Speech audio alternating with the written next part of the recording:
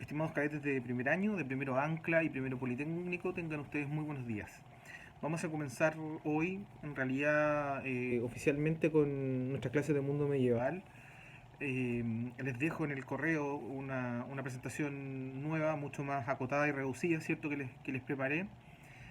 Eh, Vamos a comenzar hoy estableciendo, ¿no?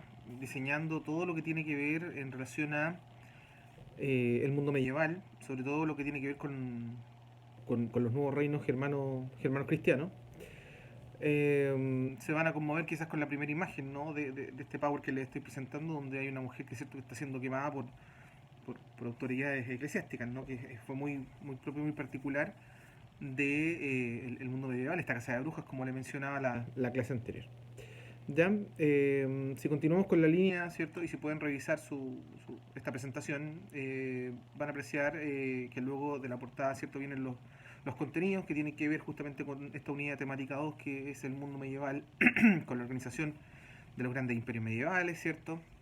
La organización política, económica, social, ¿ya? El estudio y profundización de algunos imperios, ¿cierto? Y el nacimiento, ¿cierto?, de nuestra cultura occidental a partir justamente eh, de estos tres elementos, ¿cierto?, que hemos estado analizando y que se comienzan a plasmar, justamente se empiezan a fusionar, a mestizar, justamente en el mundo medieval. Bien. Los objetivos en términos de la orientación espacio-temporal tiene que ver con la localización, ¿cierto?, de estos grandes imperios, ¿ya? Y con secuenciar, ¿cierto?, y situar los principales acontecimientos que se sucedieron, ¿cierto?, en el mundo medieval. Y respecto al análisis, obviamente empezar a conocer, ¿cierto?, estos tres elementos, ¿no? El mundo germano, el mundo greco-latino y el mundo cristiano, cómo se fue plasmando la civilización occidental, identificar, ¿cierto?, valores propios, ¿cierto?, del mundo medieval, eh, y obviamente valorar el rol jugado por el cristianismo, porque no nos vamos a desprender del cristianismo, y por eso que corresponde, ¿cierto?, visualizar esta como una primera parte, lo que fue la clase anterior, ¿cierto?, con el cristianismo. ¿Ya? Eh, otra idea fuerza, ¿no? Antes de empezar la clase, les dejé en el correo sus evaluaciones de los trabajos, salvo un grupo del primero CEPO, que no sé por qué no tengo el trabajo. Muy buenos los trabajos. Hay trabajos que sí lograron, ya sobre todo los que tuvieron notas sobre 9,4, 9,6, ¿cierto? Que lograron el objetivo, ¿cierto?, de analizar a lo largo del trabajo, más que a reproducir contenidos, que fue lo que muchos de ustedes hicieron, fue más bien analizar estos contenidos. ¿Ya? Yo les advertí desde siempre que este trabajo no consistía en la reproducción del contenido, sino que consiste en analizar esos contenidos, darles un juicio tipo ensayo, ¿no? Pero de momento están muy buenos los trabajos. Se notó que hubo un, dedicación en algunos, ¿cierto? Así que los felicito por ese trabajo desarrollado. ¿Ya?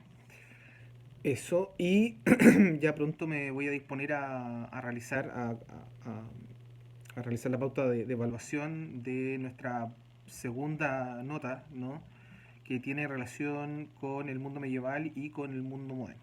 ¿Ya? Respecto a las notas Cook, solamente nos falta una nota Cook, ya que será de justamente mundo medieval. Y respecto al trabajo intercátedra, también ya con las profesoras estamos diseñando una pauta, ¿cierto?, para realizar el trabajo intercátedra, independiente o no que ingresen a la escuela, ¿cierto?, a mediados del próximo mes de mayo. Bien, comenzamos entonces con nuestra clase de mundo medieval, ¿cierto?, en algunos elementos bastante interesantes. El primero, obviamente, es la ubicación temporal y espacial. ¿Ya? Eh, el mundo medieval comienza, ¿cierto?, con la caída del Imperio Romano de Occidente, más o menos en el año 476 después de Cristo. ¿Ya? Acuérdense que este Imperio Romano de Occidente no vivió más de un siglo.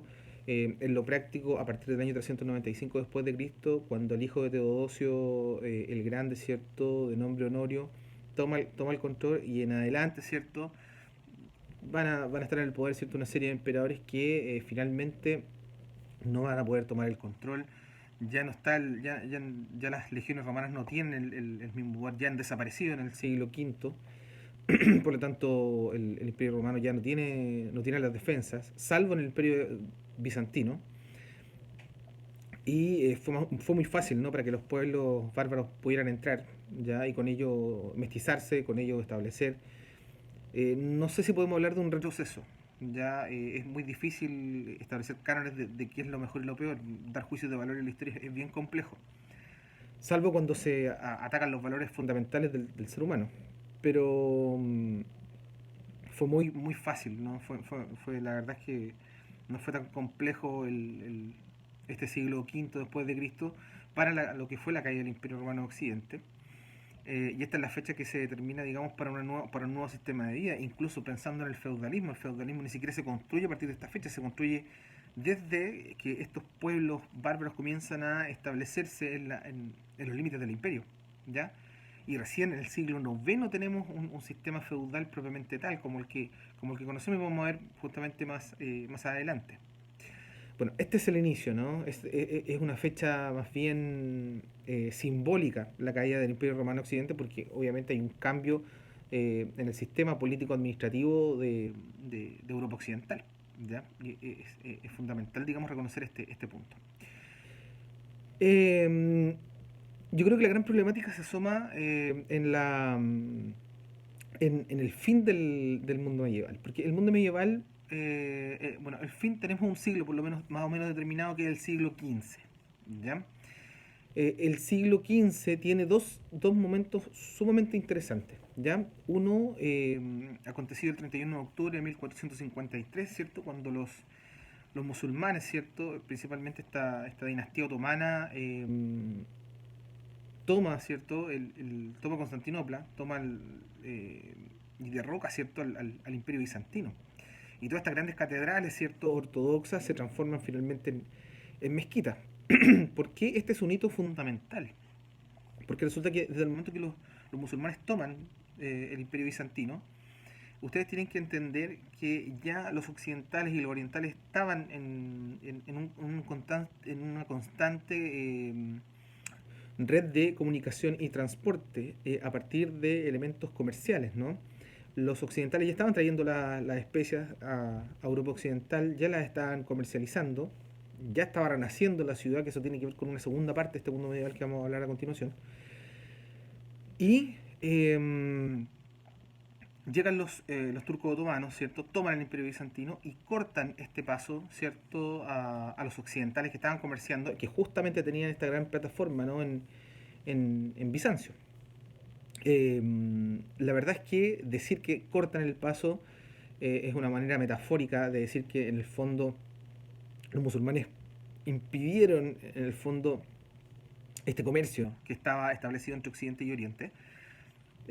Lo que hacen no es cortar el paso, lo que hacen los musulmanes es elevar los impuestos de paso, ¿ya? Elevar los impuestos para que ellos pudieran negociar.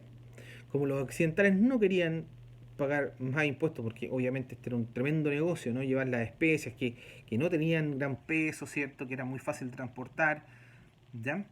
Lo que hacen los occidentales en ese momento es empezar a buscar nuevas rutas, ¿ya? Estamos hablando de la segunda mitad justamente del siglo XV, ¿ya? Eh, Después de este acontecimiento que les acabo de narrar. Y en esas vueltas, ¿no? Es que aparece un genovés, Cristóbal Colón, ¿cierto? Que parte desde abajo, ¿no? Parte siendo un marinero, luego va teniendo algunas embarcaciones hasta tener una flota, ¿cierto? El ser dueño de la flota. Y comienza a ofrecer su proyecto, ¿cierto? De búsqueda de nuevas rutas hacia las Indias, ¿no? Para traer la especia. Y lo ofrece primero el Reino de Portugal. El Reino de Portugal, la verdad es que vamos a decir que no lo va a pescar mucho, ¿no? Porque Reino de Portugal tenía un gran sistema, ¿no? Un gran sistema naval, un gran sistema de flota, ¿ya? Ya habían circunnavegado la costa de África, tenían una escuela de navegación, o sea, ella en realidad como que, no es que la hayan mirado en menos, pero en realidad no era necesario, ¿no? Tener o contar con ese proyecto que le ofrecía Cristóbal Colón.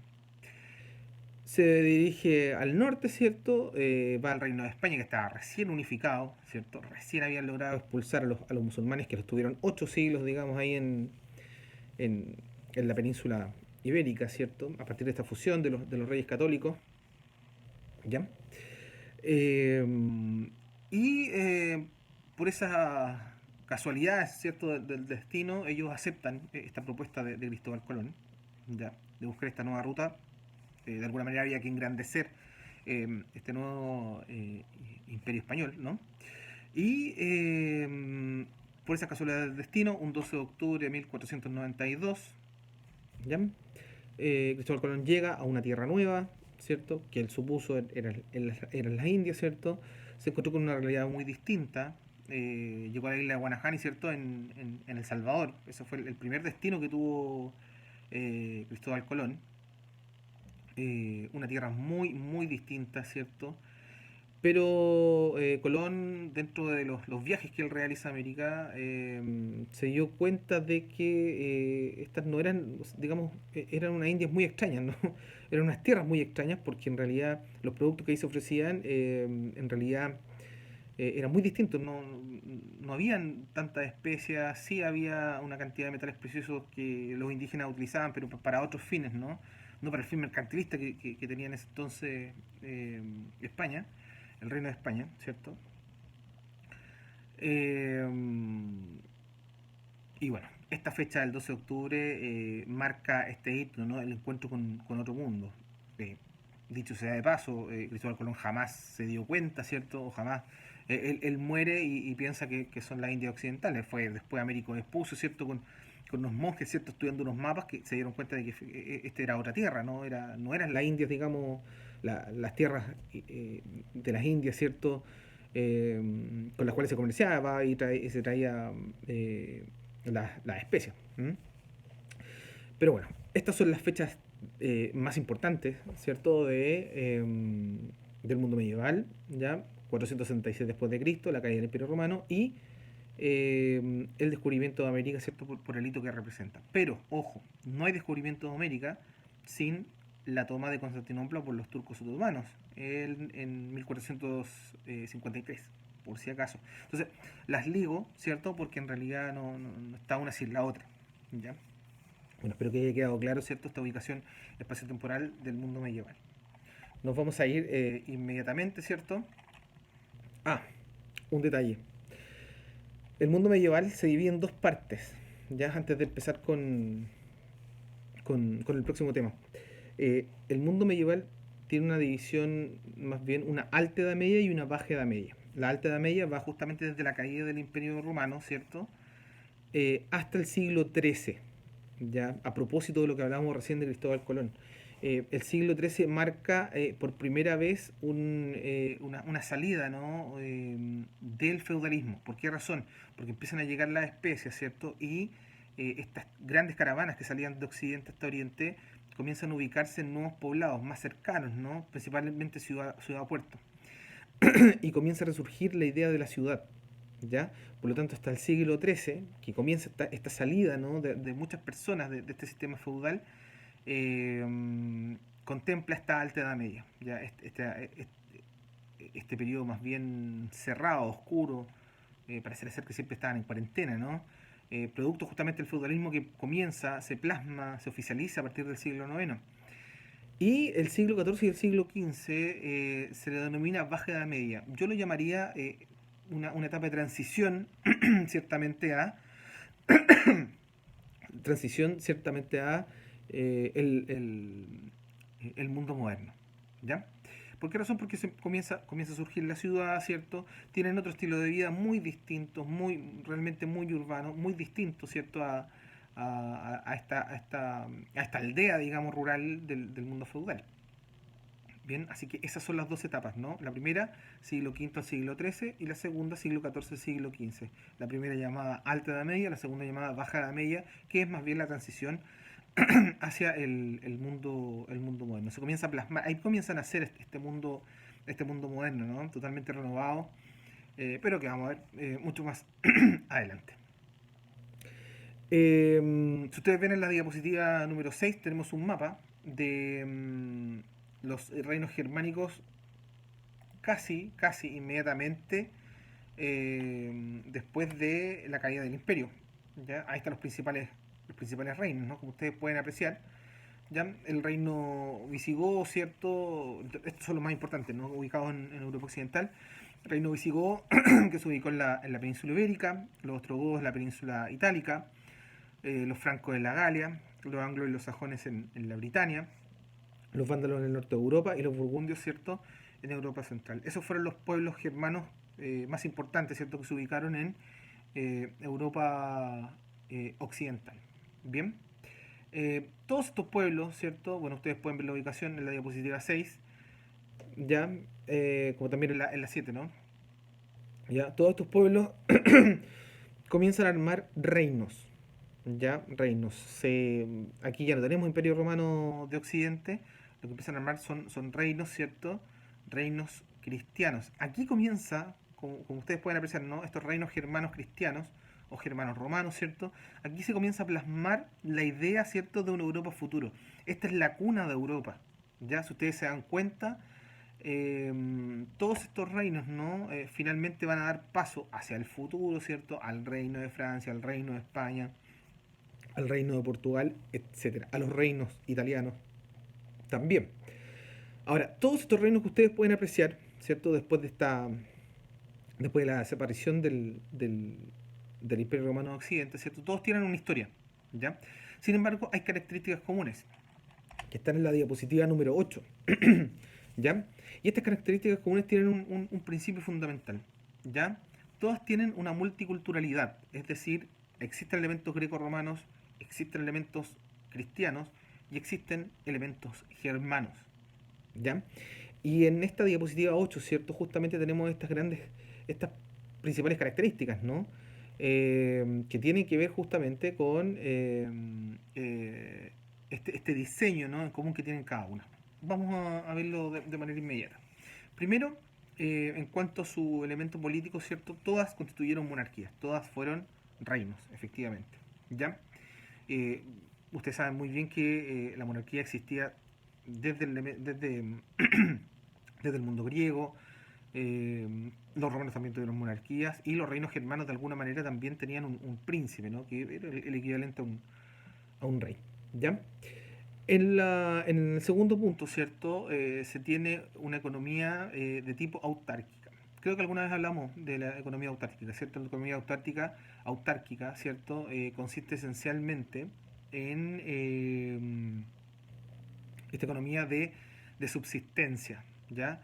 Les recuerdo que en este periodo, ¿cierto?, de alta edad media, el mundo es absolutamente rural, ¿ya? Y se vive, ¿cierto?, de lo que se cultiva, ¿ya? No existe el comercio, no existe el dinero tampoco, ¿ya? Existe solamente el trueque, ¿ya? Por lo tanto, esta economía autárquica es de subsistencia, ¿ya? Es de autoconservación. Lo que se cultiva es lo que se consume, ¿ya? Tal cual. El tercer punto habla de que la sociedad es rural y es estratificada, efectivamente. ¿Ya? Desde este momento empezamos a apreciar tres clases sociales fundamentales. La primera es la nobleza, ¿cierto? Donde está el rey y su familia, ¿no? Una corte muy reducida, muy pequeña, ¿cierto? Que vive en un castillo, ¿no? Con grandes lujos. Eh, y eh, eh, eh, pertenecen a la cúspide, ¿cierto?, de esta pirámide. En segundo lugar, tenemos el clero, ¿ya? Tenemos el clero, me atrevería a decir que existe un alto clero y un bajo clero, ¿no? El alto clero que viene de la nobleza y un bajo clero que viene justamente del pueblo. Pero el clero corresponde a este segundo elemento, ¿cierto?, de la pirámide social, y pertenece justamente a la clase religiosa, ya que tiene una gran importancia y una tremenda influencia en la sociedad, ya. En el fondo ellos regulan, ¿cierto?, los marcos de comportamiento de la sociedad, ya. Y en tercer lugar, ¿cierto?, tenemos toda la clase trabajadora, todo lo que es el pueblo, ¿no?, todo lo que son los campesinos, ¿cierto? Aquellos que trabajan la tierra, ya. Que son hombres libres, ¿no?, que están en el reino, que se pueden mover de un lugar a otro. Y ojo, ojo, y aquí hay un tema súper importante. No existe la esclavitud. ¿Ah? Ojo, no existe la esclavitud. porque obviamente en este periodo teocéntrico, ¿cierto?, en donde Dios gobierna el comportamiento de las personas, es imposible, ¿no?, de acuerdo a los mandatos de Cristo, es imposible que exista la esclavitud. Sin embargo, siempre hay una especie de pero, ¿no? Existe bajo el pueblo los denominados siervos de la gleba. Ya, ojo con eso, siervos de la gleba. La gleba es la tierra. No existe la esclavitud, pero esto es una especie de semi-esclavos, ¿no? Son personas que están adscritas a la tierra, es decir, no pertenecen a una persona, porque si pertenecieran a una persona serían esclavos. Pertenecen a la tierra, ¿ya? Entonces, si yo, noble, por ejemplo, llego a una tierra y tiene siervos, yo los administro, pero no me pertenecen, ¿ya? Son, por decirlo de alguna manera, son esclavos, pero de la tierra, no de una persona. Siempre tienen que vivir en esa tierra. Si yo, noble, me cambio de una tierra, yo, príncipe, me cambio a otra parte, ellos no van conmigo, sino que ellos se quedan justamente en esa tierra. Pertenecen y trabajan, labran esa tierra. ¿Ya? Espero que se haya entendido. O sea, cualquier duda me preguntan mañana, no hay ningún problema. Ya, eso posterior, ¿cierto? A esta clase del pueblo, ¿no? Se les tenía que cuidar, por supuesto, eran trabajadores, ¿ya? Sin embargo, hay que ser muy honestos, ¿no? Ellos sí viven bajo un sistema esclavista eh, eh, de importancia, eso está súper claro. Espero haber sido claro con el tema de la sociedad. Bueno, en cuarto lugar tenemos la cultura. En cuanto a la cultura, hay que decir que principalmente el gran legado acá es el greco-romano, ¿no? De hecho, hablaban en latín, ¿ya? Sin embargo, a lo largo de este mundo medieval, este lenguaje, ¿no? Va a existir va a existir un cambio idiomático importante, porque surgen las lenguas romances, ¿no? Eh, las lenguas romances son aquellas lenguas, ¿cierto? Aquellos idiomas que tienen como base el latín, ¿ya? Ejemplo, tenemos por ejemplo, tenemos a los galios, ¿cierto? En el sector de la Galia, ¿no?